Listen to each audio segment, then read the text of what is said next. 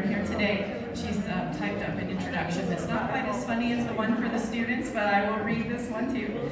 So Dr. Milgram received her BS in physical therapy from Temple University and a PhD in cell biology from Emory University. She completed her postdoctoral training at Johns Hopkins University before joining the faculty at the University of North Carolina at Chapel Hill. There, she rose to the rank of full professor in the Department of Cell and Developmental Biology, where Dr. Milgram served as the Associate Director of the MSCP program, Director of the Interdisciplinary Biomedical Sciences Graduate Program, the Director of the Summer Undergraduate Experience, and others. In 2007, she joined the NIH Office of the Director and the Director of the Office of Intramural Training and Education, where she directs the trans NIH office dedicated to a career advancement of over 5,000 trainees. Dr. Milgram lectures widely on science, careers, mentorship, and leadership, and management in research environments. She lives in Tacoma Park, Maryland, with her wife and son. So please help me welcome Dr. Milgram today.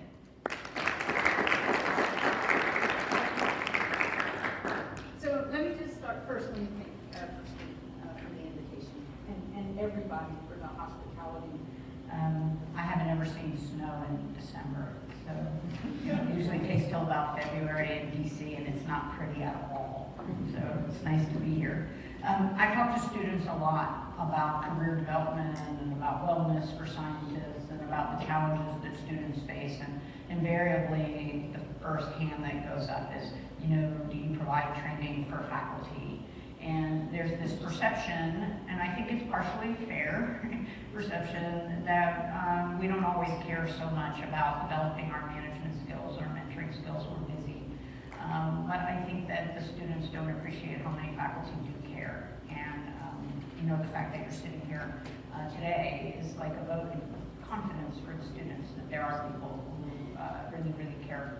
I'm going to talk today a little bit about promoting trainee wellness and mental health. I think that many of us acknowledge that we're in very, very tough times.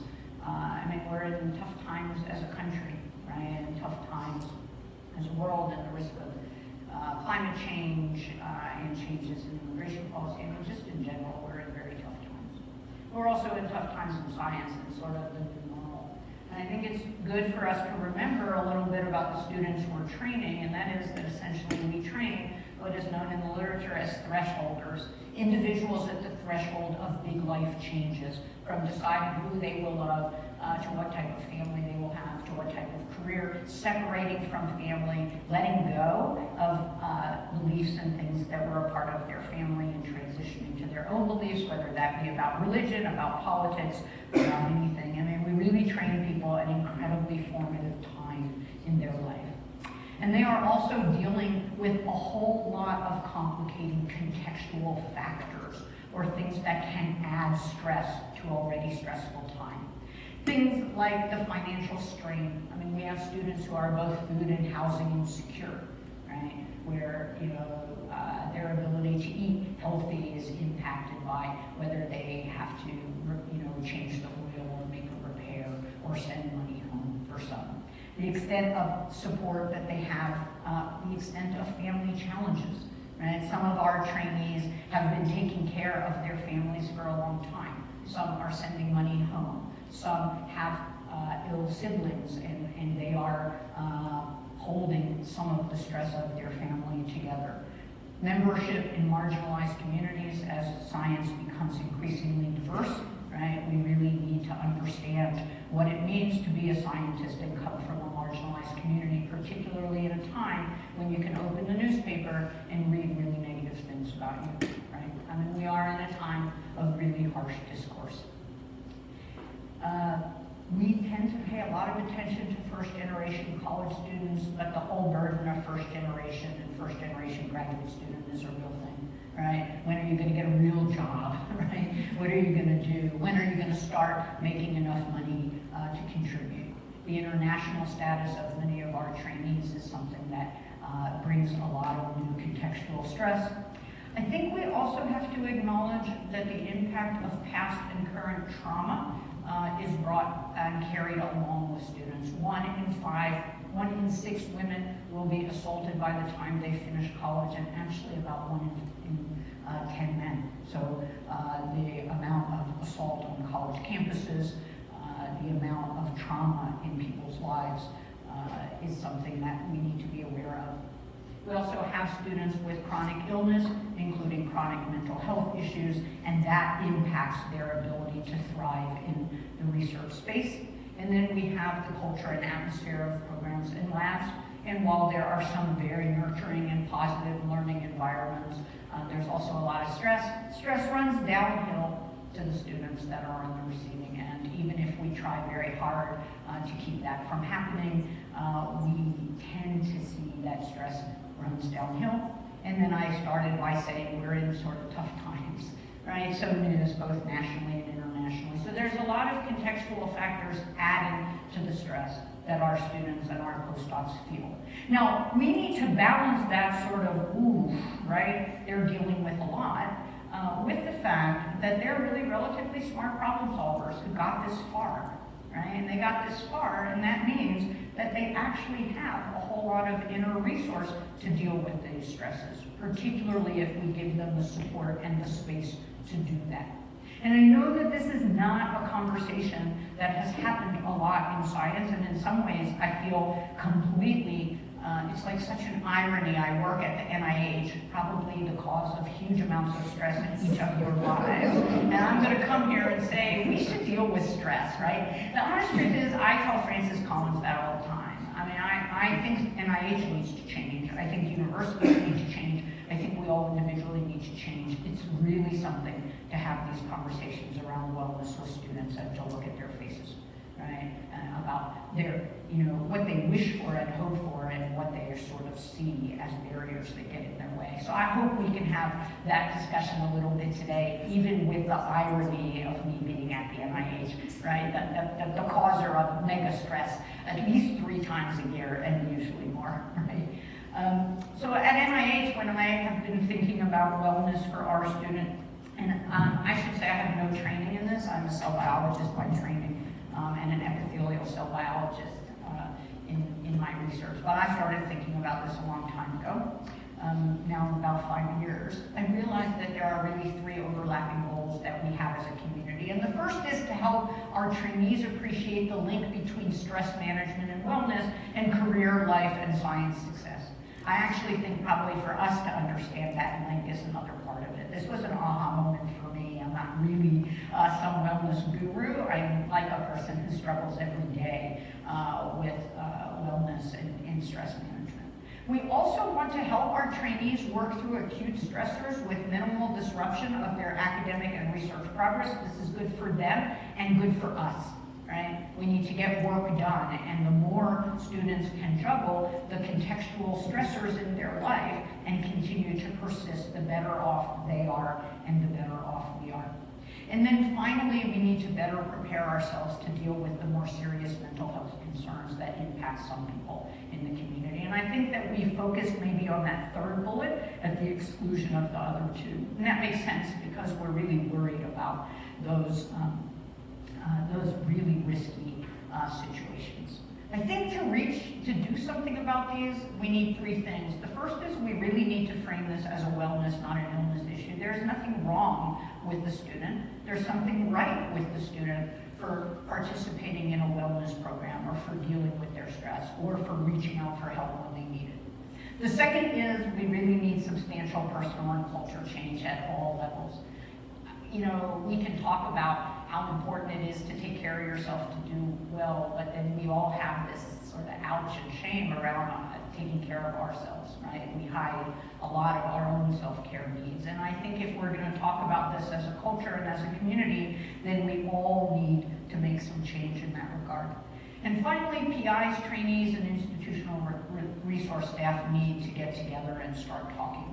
Right? What are the stressors here? What are stressors we can do nothing about? What are stressors we can do something about? And those ones we can't do anything about, how can we still persist and continue and do good work in the face of them? And so I think that to do all of that means to frame the discussion around resilience and wellness, not about problem management. right? Not about dealing with difficult students or identifying challenges. It's really about how do we become a community that is resilient, and how do we become a community that both takes care of themselves and is ambassadors for wellness for others, where we model good behavior and we help students do this while getting work done. Okay? Not at the exclusion of doing work, but while getting work done. And I just want to make a comment about resilience and the material that we teach students about resilience. None of this did we creatively come up with ourselves. This comes from the resilience literature. This comes from the literature from the positive psychology movement. And it comes a lot from the student success literature. Resilience is the ability to navigate a difficult situation with intention and ease. It's the ability to adapt and grow through hard times, right? And that is exactly what we are asking our students to do, to learn from the tough experience of their qualifying exam or their committee meeting, or the 5-page reviews of a paper where we read it and say, pretty good, this is going to get published, and they read it and say, my life in science is over, right? How do we teach students to keep up in this? And there are a number of things that we teach, including how to deal with distorted self-talk and imposter fears. We had a long conversation about that this morning with the students. Notice I use fears, not syndrome. A syndrome implies there is something wrong with you. Fear is a normal, healthy emotion that says, ooh, I'm at risk in the moment. Right? And if you're a new student in biochemistry and you haven't had a lot of preparation, and there's a lot of smart people in the room around you, it's sort of reasonable to say, uh-oh, they might be more prepared than me, and I'm at risk here. And so a lot of resilience is teaching students about distorted self-talk and imposter fears. A growth mindset is the work of Carol Dweck. If you have kids, you should read it. It's about the best literature I've ever seen about viewing our mistakes as learning opportunities and about turning our gaps into just realistic things that we have to deal with. Even better than reading her book, which is Mindset Matters, is you can just watch her YouTube video. It summarizes the entire book in 12 minutes. And so if you want to watch a video about resilience and what we teach the students, there's one that I did for ASHG, and there's one that I did for trainees at NIH. You can watch it, skip ahead. You can skip the stories and just sort of listen to parts of it. It's interesting to see what we've been trying to teach the student.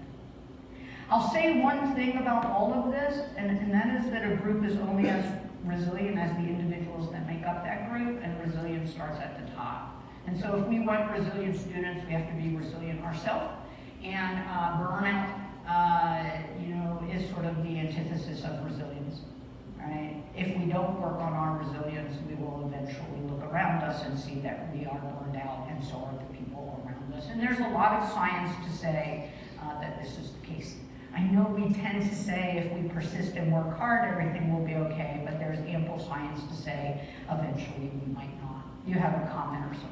Yeah, are these slides going to be available? Yeah, I'll leave them with Kristen, and she can send them out to everybody. Yeah, I'm sorry, I should have said that. And so I'm not going to talk about the resilience material. I want to talk a little bit more about our role as leaders and role models. But I just want to say, if we want to make wellness a part of the research culture, the first is we have to decide both for ourselves and as a community that wellness is a priority. And I don't think science has done that. I think there's lots of reasons why that is the case. I mean, we all grew up in this culture, and it was, it is still a badge of honor to come in on Monday and, I worked a lot this weekend. Students all the time will say, my PI said, yes, your grandmother died, and you still need to get that experiment done. Right? I mean, I'm not sure that we all as a community have sat and said this matters to us. And again, I say that knowing NIH is a part of the problem. The other thing we need, if we want to make this a part of our community, is we have to have a conceptual model and a definition for wellness. Ours is rooted in this phrase that I came up with one day on the treadmill, and that is, to do well, we have to be well. And we say that to our students again and again and again. And then we work to define wellness for the community. And I'll show you our definition of wellness. You can think about it, mull it over, decide what your definition is. If we want this to be a part of the culture, it can't be a standalone occasional thing that we do. It has to be embedded in the culture. So we have to have lots of points where wellness information and activities are highlighted, and orientation, maybe right before finals, maybe right, when you meet with students as they get ready for their qualifying exam. It has to be embedded again and again in a lab meeting occasionally, right? After a paper gets rejected, maybe there needs to be a discussion about setback before we, turn to the reviews and get started. It needs to be a regular thing. What we learn from teaching it as a separate side thing is, it is for people who are weak. When it is embedded into the curriculum and the life, it is for all of us, right? Maybe at a different level now versus another time, but it's for all of us. We also really need to develop comfort with using wellness language. And some of us learn that growing up, or learn that at some point in our life, and some of us have learned nothing about that, and this is really uncomfortable language, right? We have this belief that to take care of ourselves means we're weak and that there's something wrong, right? Wrong with us. So I want to talk about the definition of wellness, or holistic health and holistic self-care. This is based on the social work literature and was developed by Michael Sheridan, who is my special advisor for diversity and wellness. Holistic self-care means that we pay attention to our physical, our mental, our emotional, and our spiritual well-being.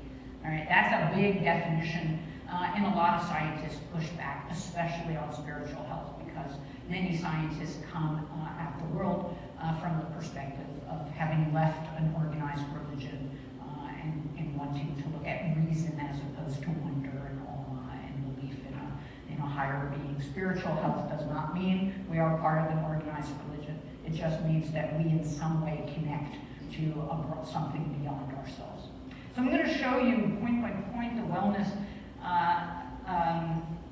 assessment that we do with our students, and that I just did with your students. And I'll tell you that I'm one person in front of the room who can watch the students as we do this, and the look on their faces is something to see, right? A look of realizing they don't take care of themselves, a look of maybe realizing that they've let go of things they really love and care about, and that they love and care about science, but is this all really worth it? I have to say, from the front of the room, it's a little bit of an overwhelming experience. So we'll do it together. You just rate yourself, never always. I'd also like you to maybe think for a moment about the wellness of your group. I am getting enough sleep, and the science of sleep is pretty clear. I mean, as scientists, we really can't debate it. There's a few super sleepers among us with genetic modifications, but for the most part, we need about 7 to 9 hours to be healthy. I am eating balanced, nutritious meals. My wellness staff tell me that the NIH trainee diet is Cheetos and coffee, and there's not a whole lot of good nutrition in that. I avoid excessive use of caffeine. There was groaning in the room when that one came up. I avoid excessive use of alcohol and other drugs of abuse. Happy hour is not a wellness strategy, but it is what we mostly do when we think about community building in our groups. I am getting regular exercise at least 3 times per week. I am getting regular health care for myself. I take care of myself when I am sick, need rest, or just need a break. So just pause for a moment and decide how you feel about that. What you're happy about in your own wellness practice, what outages you've had. And we'll talk about mind. I avoid getting caught up in perfectionism. Perfectionism drives both procrastination and imposter fears, right? And perfectionism really can get in the way for very talented students and very, very talented research groups. And so it's something to really think about. I focus on the present versus rehashing the past or worrying about the future. I avoid negative or deceptive self-talk. I practice self-affirmations and positive self-talk. I avoid judging myself compared to others. I give myself time to explore and learn new things. Right? Students say, when I say to them, what do you do for fun? They say, well, I used to do whatever, but I gave that up at the start of graduate school. I'm like, it's not Lent. It's not like Lent. It's a really, really, really long time, right? Hobbies can really drive harder work when they get back. I am open to counseling as a tool to maintain and improve my health and well-being. So just pause there for a moment. I think this last bullet, it's really important to ask yourself what your views about that are, because likely your students are trying to figure out what your views are, especially because most therapists don't like to work at night, and that means having to leave the lab to go and talk to them. And student health is not open at night, right? And most students can only afford student health, right? And so if we have a negative view of counseling and we convey that negative view, right, that becomes a huge barrier to students. Heart. I'm in touch with and let myself feel all of my emotions. I wish that we could actually be hands with pipettes, but we're not, right? And we all experience negative emotions at times, and many of us have learned not to deal with them, and then they bite us in the butt at some point. I reach out to others for support when I need it. Data shows that students who reach out for support, whether that be mental health support or help with public speaking or help with a mentor-mentee stressor that's going on, students who reach out for support and use resources have better outcomes than students that hide. Right? So a big part of wellness is knowing how to reach out for support when you need it.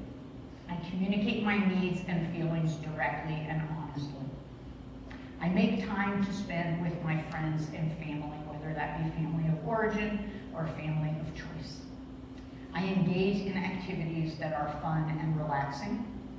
I avoid extreme use of my phone as a coping tool avoidance strategy. Usually right now in the room with students, everybody goes like this, right? I mean, we're in the midst of an amazing experiment, right? What happens when we raise children with technology from a very young age? What happens when kids sit at the cafeteria and text each other rather than talking to each other? What happens when a sign of self-worth is how many likes your picture of your Thanksgiving holiday was, right? I mean, so this one is an important one to think about. I demonstrate compassion for myself and others, and sometimes we have to circle two different ones for ourselves and others. So that's heart health. And then spirit. I feel connected to something that is bigger than me, however I define that. I seek out resources, practices, activities, people, and places that nurture me spiritually. I reflect on and invest in what is meaningful to me. I read writings or watch media that are inspirational to me. I think of and care about the lives of others who are different than me. I allow time to just be, i.e. I am a human being versus a human doing. Like I can actually sit and put my phone away and look at nature as opposed to worry about the picture and uploading it and making sure it's on Facebook and Instagram and here and there. I engage in activities that support my life's purpose. And for many of us, science is a big part of that. And I think for faculty especially, when I've been having this conversation much more with faculty of late, I think that this is a real one where they acknowledge that their work is a real part of life's purpose. But for students who aren't always on the receiving end of good data, you know, if I have 8 people in my lab, the likelihood is somebody is generating something that really satisfies me in the moment that I'm excited about. But if you're the other 7 who aren't generating very good data at the moment, it can be very hard to find that connection day to day. So this is the wellness assessment. And I'd like to ask students, what are you doing well? Where might you improve? But I'd like to ask all of you, first of all, about yourselves, but second of all, about your group. How well is your group, right? And some of those bullets might not apply to your whole group, but some of them certainly do. And if you are the biggest role model in the room, then how you take care of yourself conveys to the students a big message about taking care of themselves. It's interesting.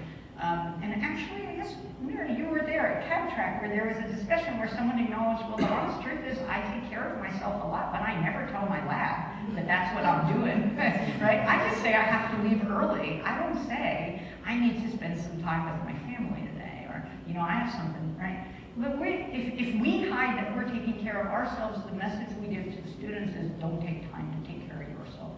And so I think it's a really interesting thing to think about. And some of it may resonate with you a lot. Some of it may not resonate for you. Some students at NIH tell me that they laugh when they read my wellness emails, but some students say it was the lifeline I needed that day. So, you know, how we think and talk about this is really pretty personal. When we think about wellness, we need to know that really wellness is inextricably linked to stress, and we need to understand a little bit about stress and how to recognize stress. I'm going to talk a little bit about recognizing stress and a little bit about recognizing mental health issues. All right?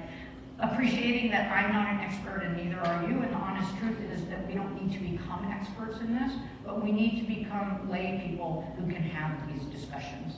We need to become more than casually engaged with these topics. We need to read about them, think about them, etc. So it came, I don't think it comes as a surprise to anybody that stress is physical, mental, and emotional pressure or tension.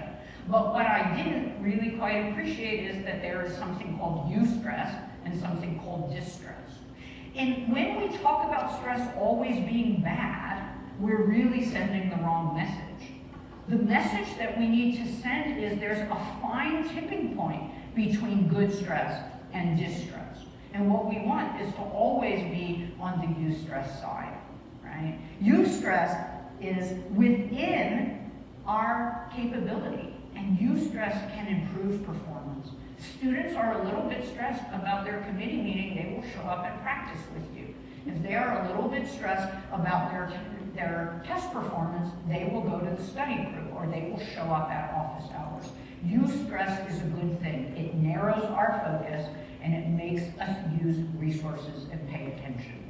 But distress is unpleasant. It causes anxiety and concern. It is perceived as outside of one's coping abilities, and suddenly it starts to feel way outside, right? So the minute they tip into distress, they believe they can't do it anymore, right? And it really decreases performance. And the fallout from stress we've all seen, all the way up to isolation and withdrawal, right? It starts with missing classes, coming late. A lot of students start working excessively, but not smartly. We do the same. I really shouldn't say a lot of students. I should say a lot of us.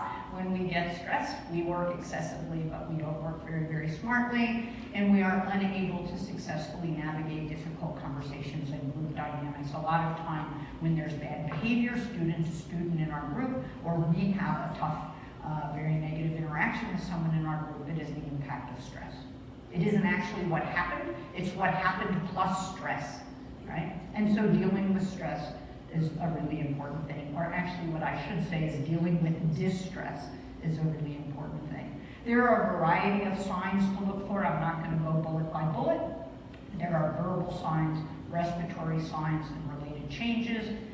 You can look for changes in appearance of people in the group, changes in their energy level, emotional signs, right? Significant irritability, extreme mood changes, students who become flooded with emotion. These are all sending of stress signals or distress signals. Each of us has a different stress phenotype, right? For some of us it's racing thoughts, for some of us it's dry mouth. We all have sort of a stress phenotype, and the sooner we recognize our own stress phenotype, the more effective we can be at managing the stress. Same for the students. So they need to be taught these skills. We all need to be taught these skills. And so there are some also cognitive signs and physical presentations. So students who aren't showing up, students who have one illness after another, they're suddenly debating and arguing over little things. Small slights in the lab become big slights. These are often signs of distress. Wellness is the antidote to stress, right? And so when we appreciate that and we can ask, what are you doing to take care of yourself, right? You clearly are struggling right now, or I clearly am struggling right now. What am I doing to take care of ourselves? And that's the link between distress and wellness. For some students, mental health issues, and actually for some people, I should stop saying some students, mental health issues are a confounding contextual factor that adds even more stress. 1 in 5 individuals are expected to experience mental health concerns at a given point in their life, and at this point, 1 in 30% of individuals are known to experience extreme anxiety at some point. Mental illness is cognitive, emotional, and behavioral problems that lead to impairment, distress, and the inability to cope with the ordinary demands of life. The severity can vary from mild to moderate to severe and changes over time. mental health issues are linked to stress issues because distress can exacerbate mental health issues. And so the goal is always to be able to manage the symptoms and manage the impact, and that means healthy stress management, which means healthy wellness. So these three topics really come together. Many people exhibit some symptoms of mental illness without mental illness. One of the things that is a big risk when people learn this material, I notice it for myself and for our staff, is we start to want to diagnose people. Oh, you must be depressed, or you must be bipolar, and really we should be cautious. In fact, we just shouldn't do it at all. We don't have a license to do it for more. That's not our role in the moment. Our role is to look at behaviors and help students notice the impact of their behaviors on their progress in our program. I just want to show you a little bit of data, and this is any mental illness, so female more than male, but look at the age. The most impacted age groups are 18 to 25 and 26 to 49, and we are training a whole lot of people in those age groups. Furthermore, our new faculty members fall within this age group. So stress plus a lack of wellness on top of all the normal contextual factors can really lead to a lot of difficulty. Now, consistently the data show that white people experience more mental illness than Black and Asian. There's a lot of discussion in the literature about underreporting, about unconscious bias in the healthcare community, defining things differently in different populations. But what has consistently holds true in all data, including the data that we have coming out of graduate student communities, is that students who identify as 2 or more races or ethnicities are at the highest risk for mental illness. There's also a new study about LGBTQ students and stress, and that is a population that experiences suicide risk at a much higher rate than the average population. So we're working with individuals at a time of life where mental health issues are particularly at the forefront. And while we don't want to become their counselors, and we certainly don't want to be diagnosing, we do want some understanding of this. I used to think anxiety was just a word, like I'm anxious to see you. I actually use that even in a positive way, like it's positive, I can't wait to see you. But anxiety actually is a medical diagnosis, and it is persistent or extreme worry or fear that can be overwhelming and that impairs normal functioning. And the fear is disproportionate to the reality, and the anxious person has difficulty having that perspective. So anxious students see a qualifying exam as a much bigger barrier than a non-anxious student, right?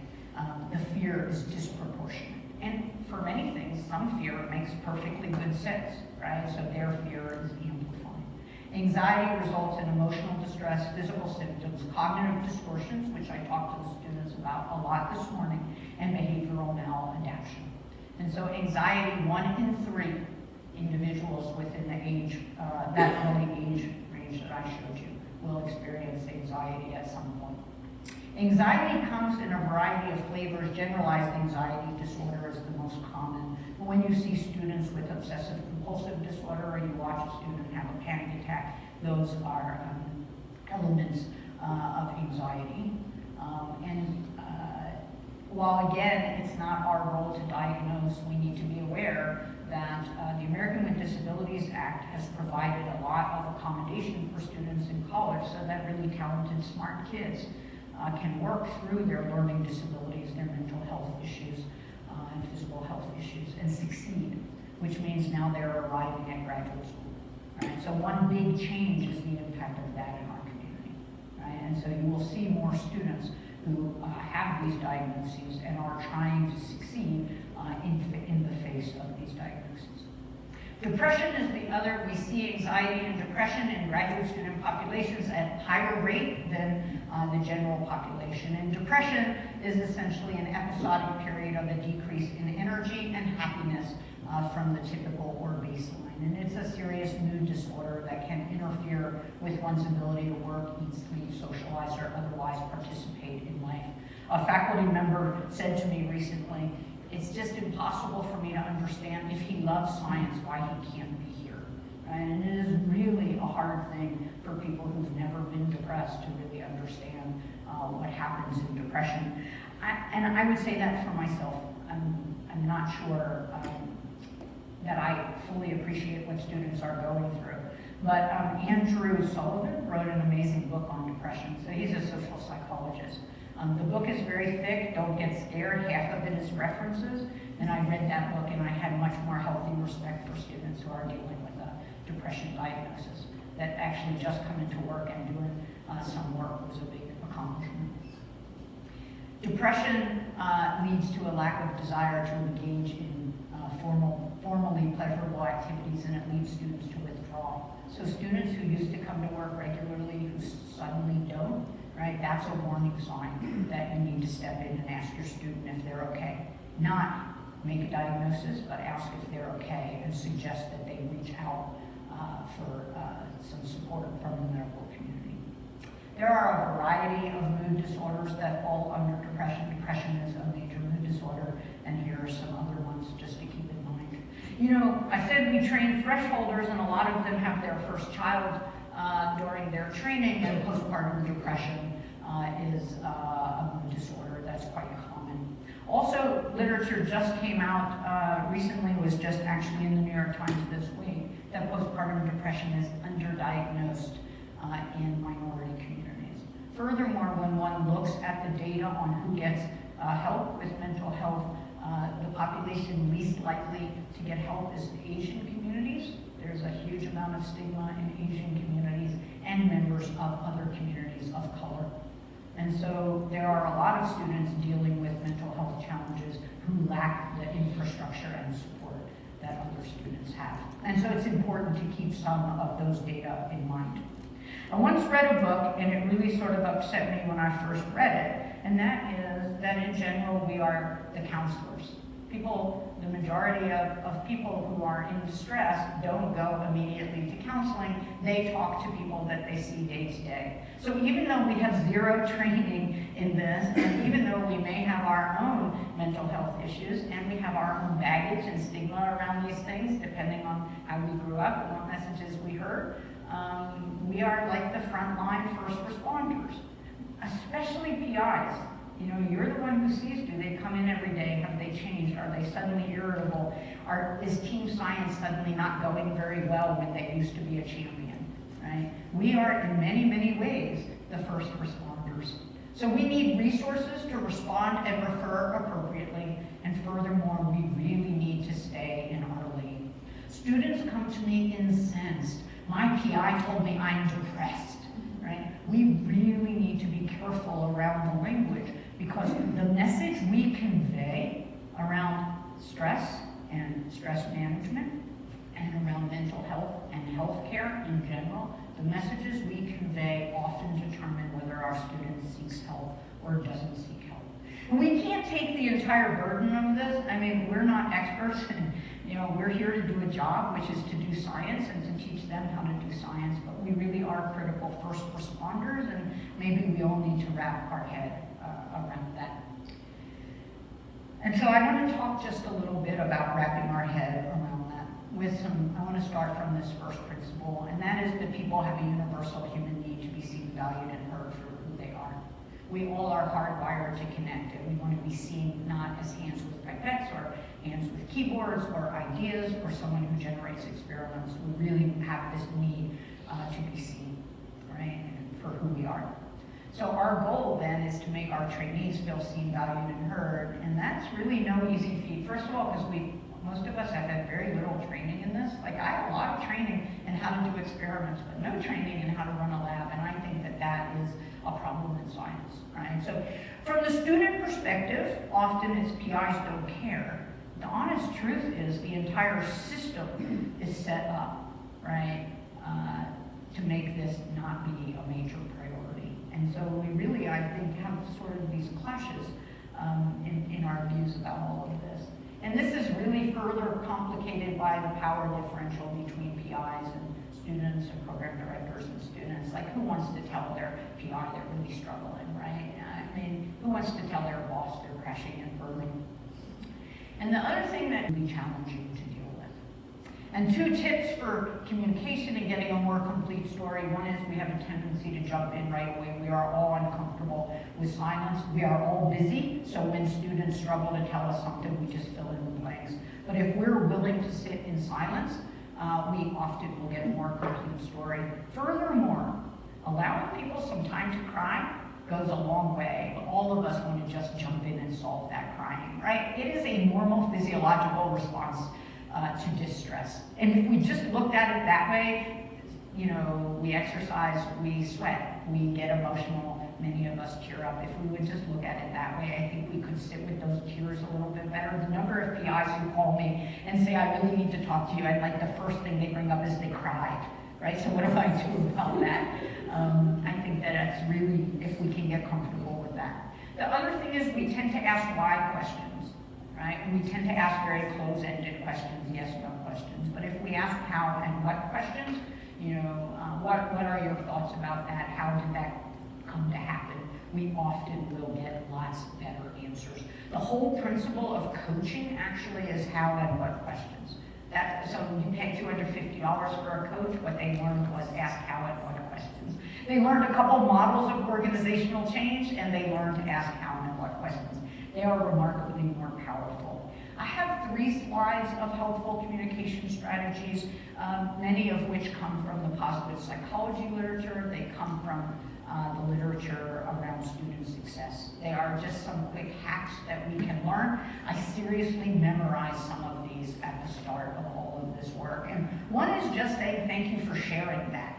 Right? So students share really hard things, and our first inclination is to jump in and either share a similar story or discount it or say, oh, you know, I don't even know what to say, so let me move you on to someone else. And the safest thing to say is thank you for sharing that. Right? It gives you a moment to collect yourself, and it does really start the conversation.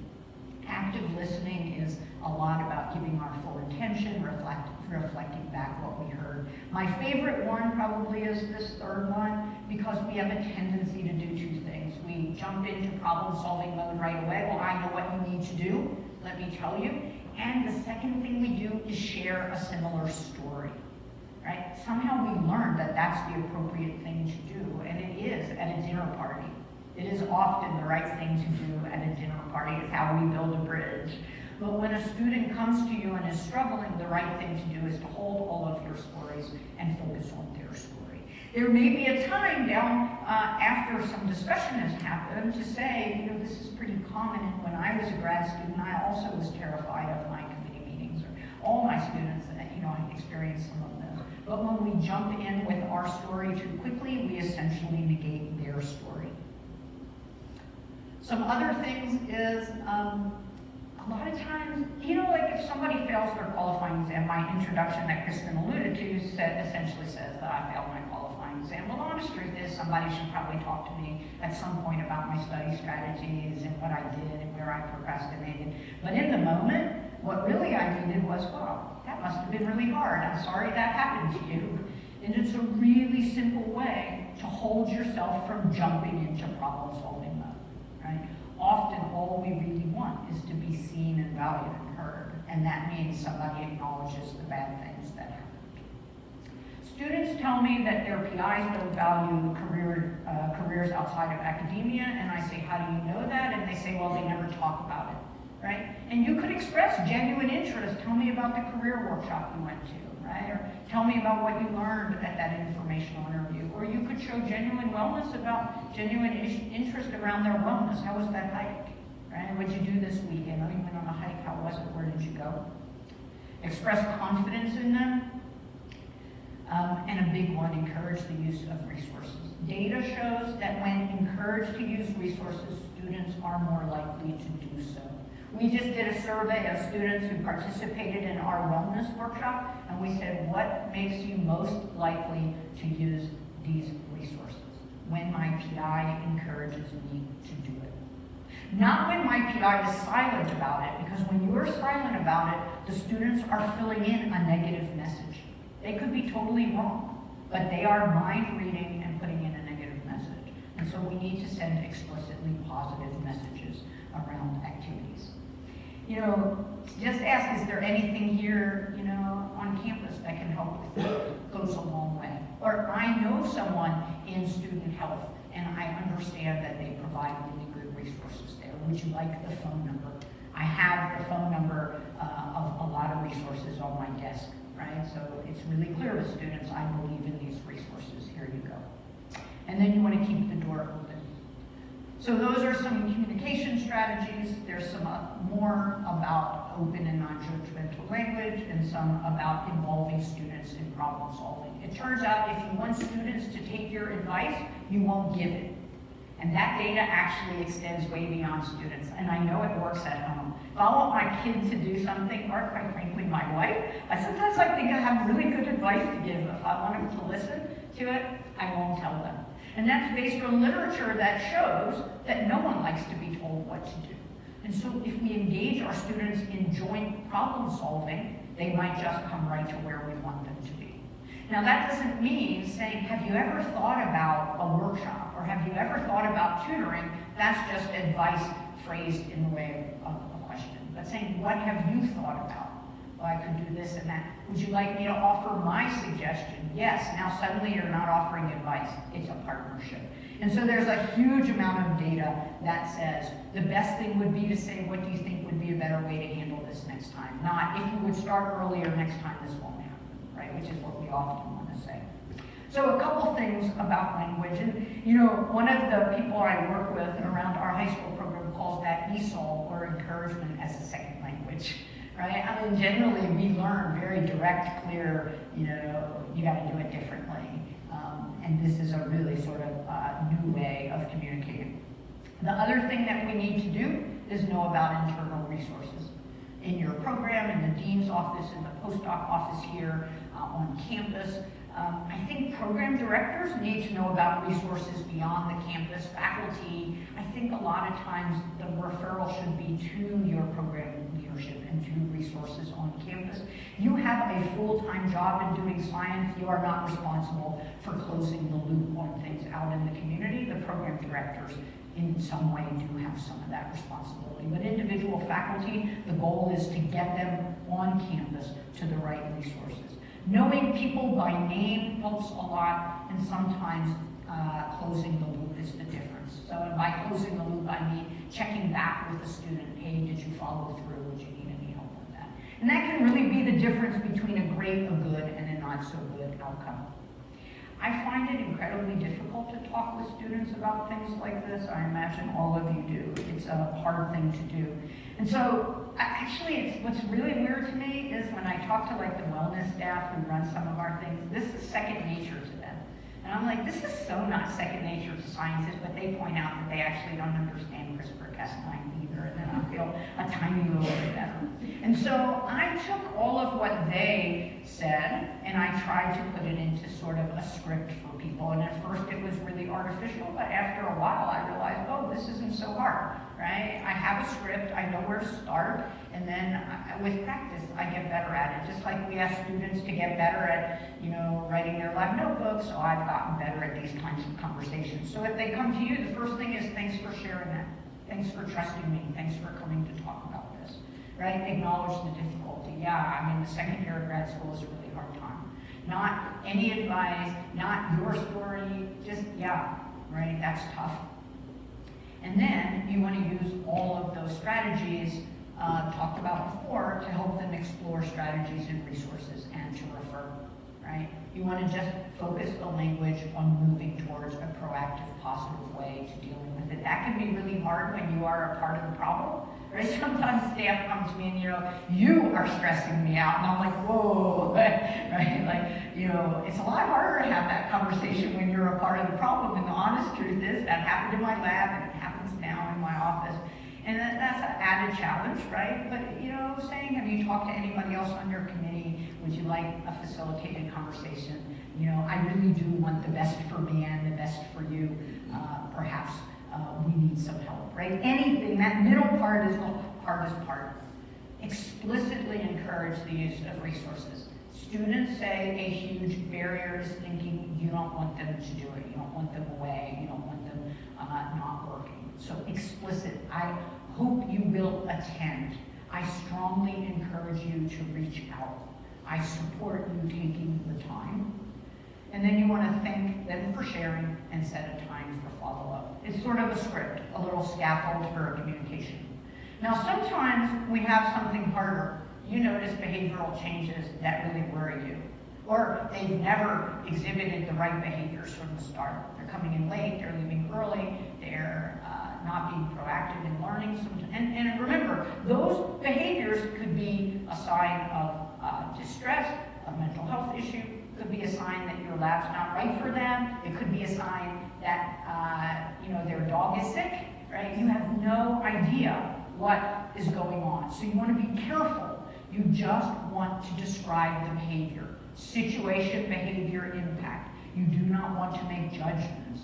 You clearly aren't cut out for graduate school. You clearly don't care about this. You must be depressed because you have no idea. What you know are the behaviors you observed. You are coming in late, you are leaving early, you don't ask questions during lab meeting, you don't respond to my emails. Those are behaviors, right?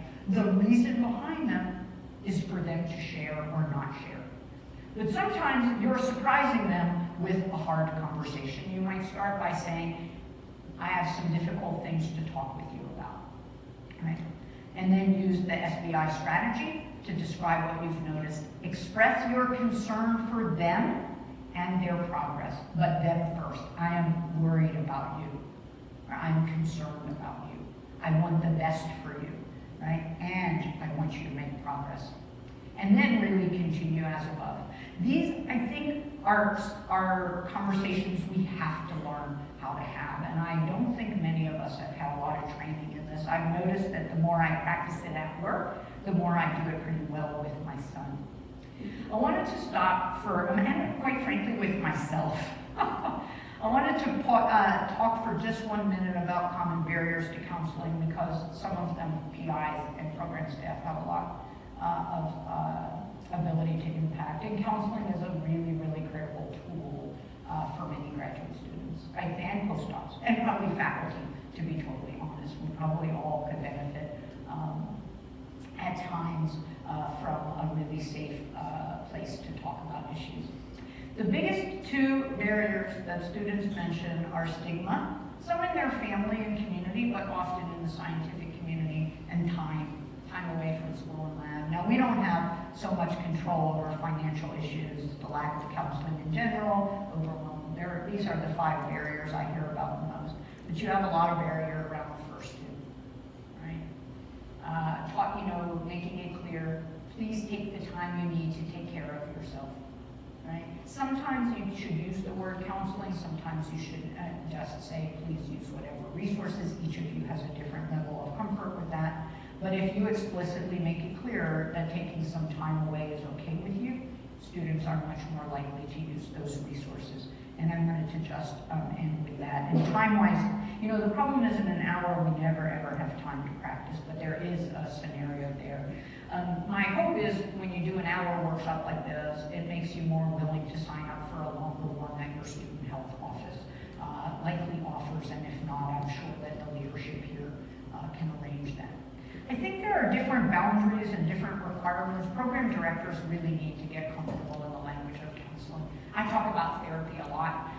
I debunk myths about therapy. I give people handouts. I say that it is a sign of strength to reach out and take care of yourself, not a sound. And I really follow through. And I think program directors really have to develop some skills in that area. I think faculty need to get really good at explicitly encouraging the use of resources and really good at referring to people in the offices that are here to support you. Your primary job is to be their scientific mentor, not their therapist, not their counselor, not anything else. It's also not our responsibility to be their therapist or counselor, but we're sort of the handoff to the appropriate experts. And I think that's important to be aware of. So we need to stay in our lane. We need to appreciate what we can do and what we can't do, what we know and what we don't know. And we have to accept that we can't change anyone, they can only change themselves. And we will have outcomes that are really hard and sad. And I think that that is the reality of living in this culture and time, and also a reality of doing science at this particular time. I do think NIH has a responsibility to start doing some research on what are the real stress points and what can we do about them. And we do have, I think, I mean, I don't really speak for NIH when I do talks like this, but I do really think that we could make some changes that would help all of you succeed. So we're role models, and so maybe go back to that wellness assessment and think about it. The first time I did a wellness assessment, I was like, that is the most ridiculous thing ever. Like, what? I mean, I was almost angry at the wellness. I'm like, you know, this is impossible. None of us can take care of ourselves, but the honest truth is we can make small changes, and those small changes lead to ability for us to manage our stress and keep our stress within the healthy range, and that means that we can help our students do the same, or at least try to help our students do the same. And there are some small things that you can do. Walking meetings, dedicating a lab meeting once a year or twice a year to a wellness topic. Many national meetings are offering this material now, I know, because I get invited to do a lot of them. And the most impactful thing, as I did one at SFN, there was about 800 people, were the people who walked in with their PI. The entire group walked in together and sat together. Like, that sends a powerful message, right? Help bring management and mentoring workshops to your campus. Support the development of institutional wellness resources for both you and for your trainees. And I think one other thing we can all do is explore our career biases. I do think being an academic faculty member in a research institution is pretty special, right? And it's what we know, many of us. But then I started working for government outside of the lab, and it's pretty special as well. And so we have some biases around careers, and our students are reading into those biases, and that's a cause of a lot of stress for students. So I just want to end with, this is what I call a wellness collage I ask students to do. All of us have things that make us happy, and we shouldn't underestimate the power of being happy. So this is my family and my friends. I'm a sports enthusiast, and I love art, and that's my Instagram channel. You all have things that you love to do, whether it's cooking or singing or dancing or rock climbing. And if you could model that for your students, it would go a long way. And so I think that we are in a time of real change, and maybe we're going to do something about harassment in science, and maybe we're really going to work hard as a community to diversify science, and a part of that, I think, might mean buying into some of this. And so with that, I will take questions or comments, and I really think students should know that faculty turn up, because they think you don't care sometimes, and I think you often do care. I think we're a little embarrassed to share that we care, maybe. So thank you very much, and again, for the invitation.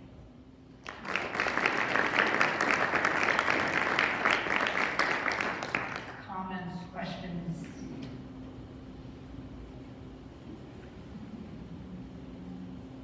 Yeah.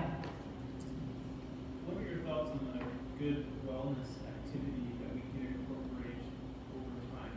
And it can be from a small lab to a programmatic thing. I mean, wellness is a very large word. It's huge, right? I mean, actually, a walking meeting is a wellness activity. One of the things that I love, I started doing it for myself, and recently we do it at dinner at home, and I've started trying to do it in our staff meetings. So there's a lot of literature that says that when we look for good things, we tend to have an easier time seeing them and a better time putting the negative things into perspective. So there's this exercise called 3 Good Things, and actually I have it on my phone, and I can just type in every day 3 good. Some days it's like it didn't rain when I had to walk to the metro, right? If I have a really bad day. But some days I realize something really valuable that I tended to overlook. And I think on your whiteboard, if you had a small place where people could write down some good things, it would become a standard part of the lab, right? Let's celebrate our successes. Sometimes celebrating our successes is we had a good discussion about the experiments that aren't working, right? And that allows us to see that there's both process and outcome. And so I think that's a really easy wellness activity. You know, I made that comment about happy hour, and I am very, very worried about substance abuse in particularly earlier student populations. I work a lot with younger students as well. But data are say that many of us self-medicate. And I think that going out for ice cream when a paper gets accepted as opposed to going for a drink sends a really explicit wellness message. I know a lab that goes to a museum. Whenever there's an exhibit that might be related to creativity and science, they go to it, they'll go and see it together. I took my office to Orange Theory, and people had a great time, right? That's my go-to gym class, my happy place is what the people at Orange Theory always say. I mean, I used to just always, be like, let's go to happy hour. So there's all kinds of little things like that. Other things? I will say one other thing. I had quite a discussion with the students. They drove the agenda at breakfast, and all we talked about were finding labs that were supportive. I do think that in the end, if we made these changes, we might attract some really good students. I know we have a tendency to think we'll just attract students who want to go home Friday and forget about science till Monday, but I don't think that's true. I think a lot of students would like to do really good quality work, and we could attract students who will work really hard if we make changes. And I think that would be an interesting thing in science to watch over time. Yeah?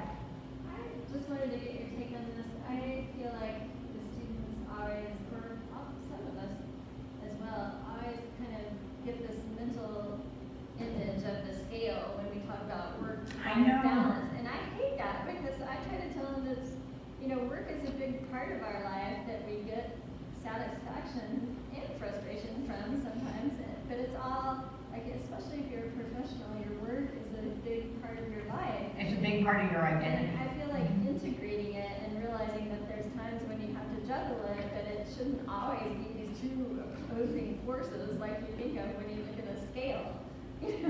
Sometimes we come up with an analogy that makes things worse, and I do think that analogy of a scale makes that whole thing worse. I like, and I've been trying to come up with a good graphic, it's like a bunch of pieces of a puzzle, and we'd like it to fit together, and every once in a while work is a bigger piece, and sometimes it's really not a big piece, and we go away, and we leave our laptop, and we do all these amazing things. And I think that if we change the language, that would be helpful. I also think a lot of faculty, I teach workshops like this more and more with faculty. A lot of them say what I love about being a faculty member is how flexible it is. I'm not sure we show that to our students. I think we tend to put the hard parts forward first, at least some of us or many of us. I agree that when we talk about it as either or, it's a loss, right? But what we should do is really talk about it as when we're home, we're really home. And when we're at work, we try to be as immersed in work as we can be, obviously. My kid called in between talks and suddenly I'm like, do I work or do I see what Wonder wants, right? There are times when they are in clash, but for the most part, we have this chance to make them really integrate. And you use that word, integrate. That's really the right word, work-life integration. And it needs to stop being a women's issue. It's not a women's issue. I think a lot of men want to be great dads and be around. A lot of women want to be at the gym. It has nothing to do with family. I was just gonna say that conversation we had at Contact sort of illustrated that. It really did. You have to pick your kids up from the soccer game, do you sort of make an excuse, or do you say, hey, this is part of the flexibility and the balance that you can have in soccer? I think, at least my generation sort of thought this was a really shameful thing that I was in the theater till 6:30. So that role model, right? Yeah. Is a critical part. I like the word you use, integration. It's really the right word. And you also shouldn't feel Not guilty this. when you're playing with your kids and a great idea about your experiment pops into your head. Because sometimes it does take the relaxing time to, and I don't think you should feel guilty about that either. I think, it's all just, if you think of it, it's part of your life. I found a graphic that made it look like the hallmarks of cancer, but it was all just like different parts of your life that give you satisfaction. So there's a lot of cultural baggage around work-life balance and work-life integration. If we look at the definition, guilt is that we actually did something wrong. So when we say we feel guilty about this or that, we should really ask ourselves, did we do something wrong? And the answer often is no, right? That's an important distinction, right? Did we do something wrong? I think you're right. Somebody else had their, yeah, you did. Yeah. So I think that what you said about the NIH being a big part of the stress and balance between how the NIH deals with Yeah. training and stuff is something that's really important, because a lot of us have trainees as the basis of our labs, and if they're struggling, it's very difficult to move our work forward, and our work is being judged on their work, and so it's difficult to balance, like, you know, how do you deal with the importance of, you know, your work and your ability to fund your lab versus making sure that your students have the time, say, even away, in order to deal with a Yeah. problem. Yeah, I mean, I really think that the system has caused a lot of these issues, and the system will need to change for some of these issues to be corrected and modified. And NIH is a big part of that. What I can say is, so I've been at NIH since 2007, and I do think that there's a change in the tenor of discussions around both mentorship and career outcomes. I think that NIGMS, which is the largest funder of training grants, has begun to appreciate that they should look at different outcomes. Every extramural, I mean, I give talks on resilience and wellness now for extramural NIH a lot. I think that there's suddenly, I mean, maybe we're at a tipping point, and maybe NIH will start driving some of the change. I feel like we always are last. NIH always lags behind, and it would be nice if we got up front. But maybe there are some signs that that is the case. I also think you should appreciate that Francis Collins reads every email he gets. I know that because he forwards lots of them to me and says, give me some background or help me answer this. And you should feel comfortable writing to the NIH director about what you want to change. Sometimes he'll just acknowledge your pain. He too has sat through this workshop. And sometimes he'll just say, I appreciate that, and he'll provide some fluff. But sometimes, I mean, he's a very thoughtful man. And who knows how long he'll be the head of NIH, but I do think that there's a lot of leadership at NIH that's starting to say, we have driven some of the bad behavior in science, and we would like to be a part of changing it. Yeah? Just kind of a comment. I think, you know, obviously we're here, so we appreciate That's right. you know, these types of issues, and we would love to get better mentorship and training and so on and so forth. But it always feels like it's just something else to add on Yeah. to everything else, right? So nothing ever gets subtracted, it just keeps getting added on and on and on. And I think that's part of the stress that the Yeah. NIH is. And I agree with that. I think that, so we say, and you should get mentor training, and you should go to these events, and you should learn a little bit. I guess my hope is that if we put a little bit of time and energy into this, that in the long term in our research group, we will get a little, just a tiny little bit more out of each person, which will add up to something, right, that we've accomplished more.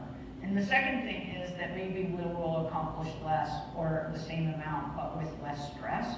And just that will be a help, but I agree. I think that it is not the PI's responsibility to become experts at any of this. You need to become experts at being open and referring, right? Like, students say to me all the time, I want them to talk to me about career options, and I'm like, why? They don't know of them, right? And they're busy people, right? You got an office for that. But if you can model, hey, I know the career symposium is happening. One of the things is national meetings are full of these things. I know because my office gets invited to them. So tell your students before they leave, you know, do a lot of good science, but please go to one or two career things and tell me about them. Then you didn't have more burden, but you still checked off the box. Because I agree, if we expect you to do all of this, all we've done is add some more paperwork, some more burden, some more responsibility. And I think, you know, you got a postdoc office, you have a grad school, you have student health, you have resources. National societies are doing an incredible job in trying to offer more things, and you should all be using those resources. It's unfair of us to expect you to do it. That's the problem, I think, at NIH right now, is we say, you do more, right? Whereas what we should be saying is, as a community, we will provide more. Please encourage your students to use it. that said, you know, I don't have that much power at NIH. Although I do talk to Francis Collins a lot, and I am really convinced that if we don't support our faculty in taking care of themselves, there will be no enterprise left later. And I mean, I catastrophize a little bit, but I think there's some truth to that. It's not so much fun to do science as it used to be. We need to find that. I really think we need to find that. Anything else? I'm going to Montana because it's not cold enough here.